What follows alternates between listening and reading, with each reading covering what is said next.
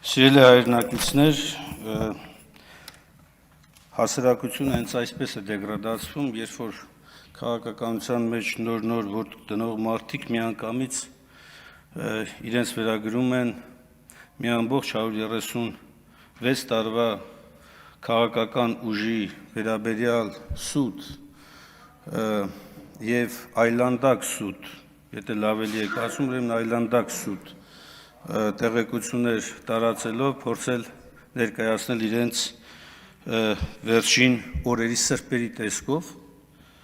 երբ որ հենց իրենց կառավարման ժամանակահատվածում մի ամբողջ սերունդ է ոչնչանում, մի ամբողջ պետականություն է կործանվում, մի ամբողջ երկիր է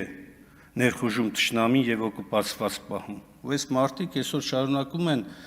իրենց պահել, կարծեք թե իրենք իշխանություն չեն եղել։ Մեղադրում են ընդդիմությանը, տարբեր ուժերի, որ Արցախը հանձնվեց։ Եթե դուք իշխանություն չէիք, եթե դուք իշխանություն եք եւ պատասխանատվության տակն ու հանձնվել է, էլի մեղավորը դուք եք։ Եթե դուք իշխանություն չէիք, ապա ով էր ձեզ իրավունք վերապահել խոսել Արցախի ժողովրդի անունից։ Այս ամենին անշուշտ պատասխան կտրվի իշխանափոխությունից հետո եւ նաեւ թե որ երկրի ու որ կազմակերպությունների գործակալներ եք դուք եղել։ Նկատի չունեմ բոլորին, նկատում հատկապես նրանց, ովքեր հետևողականորեն հայ երիտասարդին, հայ մորը, հայ ժողովրդին օգտագործում են իրենց իշխանությունը պահելու համար։ Բայց քանի որ կենտրոնական ընտրական հանձնաժողովի զեկույցի քննարկումն է եւ չափազանց կարեւոր է առաջիկա ընտրությունների շրջանակում առավել առարկայական խոսել ընտրական միջավայրի մասին, պարոն Հովակիմյան, ես երկու հարցի վերաբերյալ եմ ուզում իմ ելույթում խոսել։ Առաջինը բարեգործության արգելքի եւ վարչական ռեսուրսների չարաշահման մասին է։ Այս երկուսը ես ինչու եմ դիտարկում նույն հարթության մեջ, որովհետև երկուսի կարգավորումն էլ ընտրական օրենսգրքով հստակ է եւ արգելված է եւ պայմանավորված չէ բացառապես մայիսի 8-ով, երբ որ արդեն օրինական քարոզարշավն է սկսվում։ Վարչական ռեսուրսը, ինչպես օրենսգիրքն է ամրագրում, ֆինանսական, նյութական, վարչական լիազորությունների սահմաններում հանրային պաշտոն զբաղեցնող անձի հնարավորությունն է, որ նա պետք է կամ ավելի ճիշտ գործադրում է այս ընթացքում եւ շատ ուղիղ է արգելքը դրված։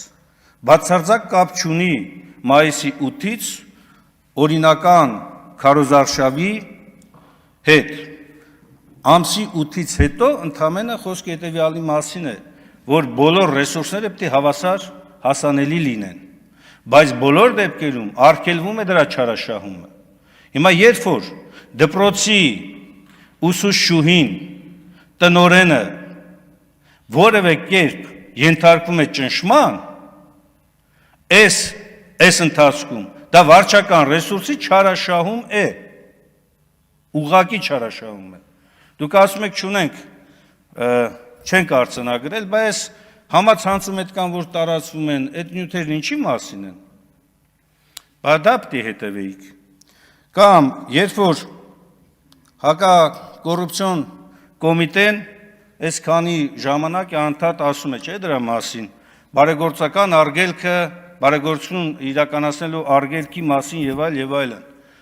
Հիշում եք, այս ամբիոնից ես բարձրաձայնել եմ այդ մասով, այդ հարցով եւ դիմել էինք սահմանադրական դատարան։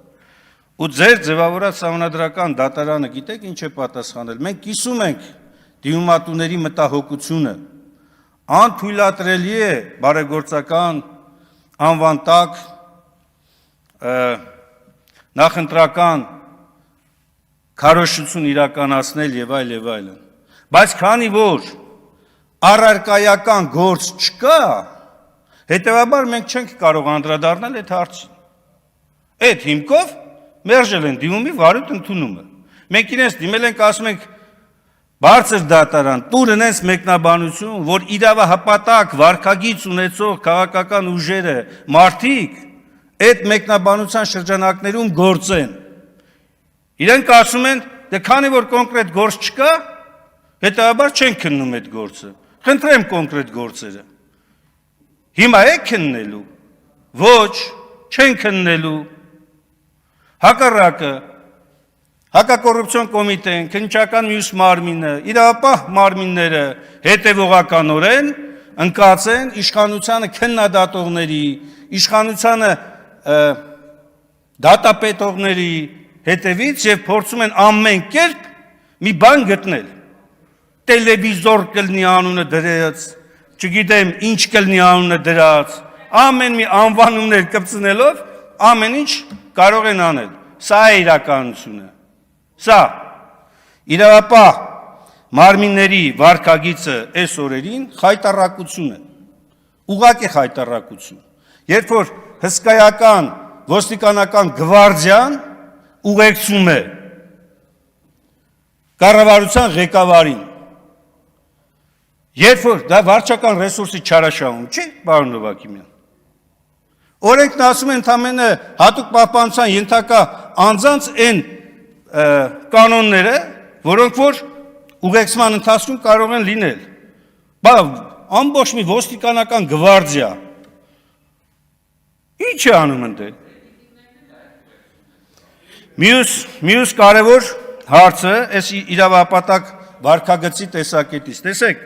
պարոն Նովակիմյան, պատահական չտվեց այդ հարցը։ Դուք ասում եք, չափազանց կարևոր է, որպեսզի հայտարարագրման, թափանցիկության կանոնը լինի։ Այո, ես էլ եմ գտնում, որ պետք է լինի ու պարտադիր է լինի։ Նախընտրական շրջանում ցանկացած միջոց, որ ծախսվել է, այո, դա պիտի հրապարակային լինի, դա պիտի հայտարարագիր ունենա եւ պիտի հրապարակվի։ Ու հետևից էլ երևա ֆինանսավորման աղբյուրը։ Բայց դրա համար ենք դիմել ձեզ։ Ասում ենք պարզաբանում տվեք։ Նախընտրական շտաբում կամավոր աշխատանքի մասին այս պարլամենտ, այս մեծամասնությունը քվեարկել ընդունել է, այդ թվում նաև ընտրական գործընթացներում ներգրավելու մասով։ Ինչ կանոններով են կամավորները ներգրավում, ինչպես են հայտարարագրելու իրենք, կուսակցությունները, վատ բան ենք հարցնում, ասում եք տվեք հստակ կանոններ, որպեսզի այն ուժերը, այն անձինք, ովքեր որ ուզում են իսկապես իրավահպատակ վարքագիծ դրսևորել, այդ կանոններով գործեն։ Հակակոռուպցիոն կոմիտեն մի հատ սև սենց արգ է իր համար ստեղծել, մեկ էլ օպլա, մեկի նկատմամբ ներկայացնում մեղադրանք, եղբայր, հրապարակի, քո կանոնները հրապարակի, որպեսզի մարդիկ անակնկալի չկան, եւ նրանք, ովքեր որ հակաիրավական վարքագիծ դրսևորելու մտադրություն ունեն, հասկանան, որ անխուսափելի է պատասխանատվությունը։ Իսկ նրանք, ովքեր ուզում են իրավահպատակ վարքագիծ դրսևորեն, իմանան, որ այս ձևով շարժվելով իրենք խնդիր չեն ունենա։ Բայց դա ձեռք չի տալիս։ Ես նկատեմ իշխանությանը, ոչ, իրենց ձեռ է տալիս սև արկղում պահել բաներ, որ ցանկացած ժամանակ անակնկալ մատուցեն։ Մի հատ էլ հմեկի ռեպորտաժներ պատրաստեն։ Այ հարայ հասեք, այստեղ ընտրակաշառքներ են բաժանվում, այստեղ բարեգործություն է կատարվում, այստեղ չգիտեմ ինչ է լինում։ Ամենամեծ ռեսուրս տիրապետողը իշխանությունն է։ Իշխանությունը ինքն իրանից պիտի սկսի։ Եթե իշխանությունը ինքն իր համար սահմանափակում չի դնում, ոչ բարոյական, ոչ քաղաքական, ոչ առավել ևս իրավական տեսակետից չունի այդ իրավունքը պահանջելու դիմացինից։ Իսկ իշխանությունը դնում է այդպիսի պահանջիր առաջ։ Դուք այսքան ժամանակ տեսել եք, որ իշխանության որևէ ներկայացուցիչ ազատվի աշխատանքից այս ընթացքում ընտրողների նկատմամբ ճնշում գործադրելու։ Այսինքն չի եղել։ Ամոթ է, որովհետև այնքան հայտնի դեպքեր կան, համացանցնել է լծված, գոնե օրինակի համար ելեք ասեք, այդ տեսեք այս մեկը սխալ է արել, պատժել ենք։ Ես բերեցի ուսուցչի օրինակը,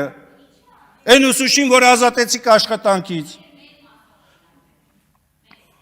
Ձեր մասին չեմ խոսում։ Ով է ազատել աշխատանքից այդ մարդուն։ Գիտության կրթության նախարարը։ Սերի գործընկերներ, խնդրում եմ։ Լավ, քանի որ լրացում պահպանել։ դուք շատ եք եւ աղմուկը շատ է անընդհատ, հնարավոր չի լինում բոլորին անդրադառնալ, արձագանքել։ Ուղղակի ժամանակն էլ ավարտվեց, ես կարծում եմ, երևի խմբակցության ելույթում էլ կանդրադառնամ, ելի մի քանի կարևոր հարցեր կար։